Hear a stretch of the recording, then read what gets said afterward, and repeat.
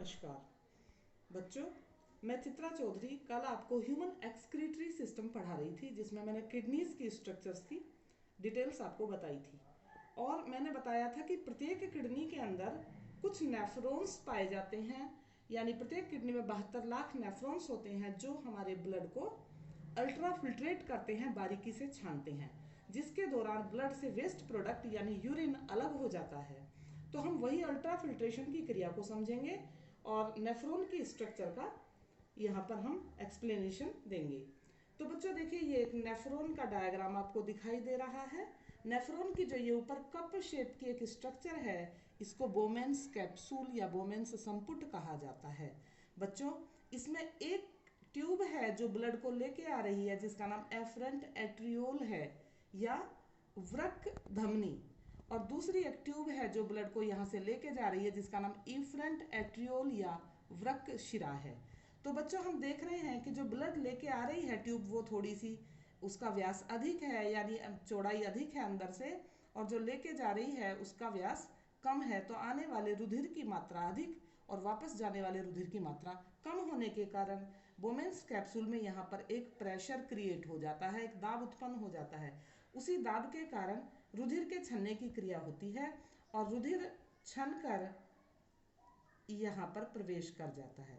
बच्चों, इस छनित रुधिर में कुछ यूजफुल कंपोनेंट भी होते हैं, जैसे ग्लूकोज, एमिनो एसिड्स, कुछ प्रोटीन्स आदि।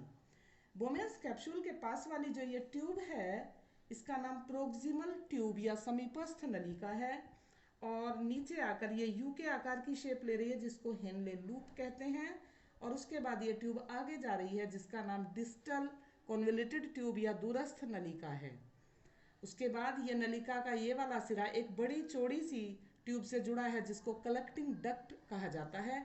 कलेक्टिंग डक्ट में हमें ये कुछ सिरे भी दिखाई दे रहे हैं। इसका मतलब है यहाँ पर दूसरी नेफ्रॉन्स के ये डिस्टल ट्यूब्स जुड़े होंगे। तो बच्चों, समझते हैं किस प्रकार यूरिन फॉर्मेशन हमारी नेफ्रॉन्स के द्वारा होता है।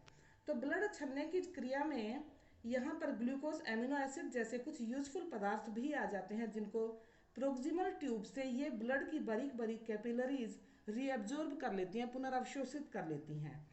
और एक्स्ट्रा मात्रा में छनित जो वाटर है, उस कंटेंट को हेनले का लूप रीअब्जॉर्ब करता है, यानी इस यू के आकार की नली में वाटर रीअब्जॉर्ब कर लिया जाता है। यहाँ से आगे आगे जो भी कंटेंट, जो भी फिल्ट्रेशन आगे जा रहा है, उसमें यूरिन की मात्रा है, ये यूरिन कहलाता है। और यह यूरिन कलेक्टिंग डक्ट के द्वारा कलेक्ट कर लिया जाता है, और उसके बाद किडनीज की जो मूत्रवाहिनी है, यूरिटर्स हैं, उनके द्वारा ये यूरिनरी ब्लैडर में कलेक्ट कर दिया जाता है।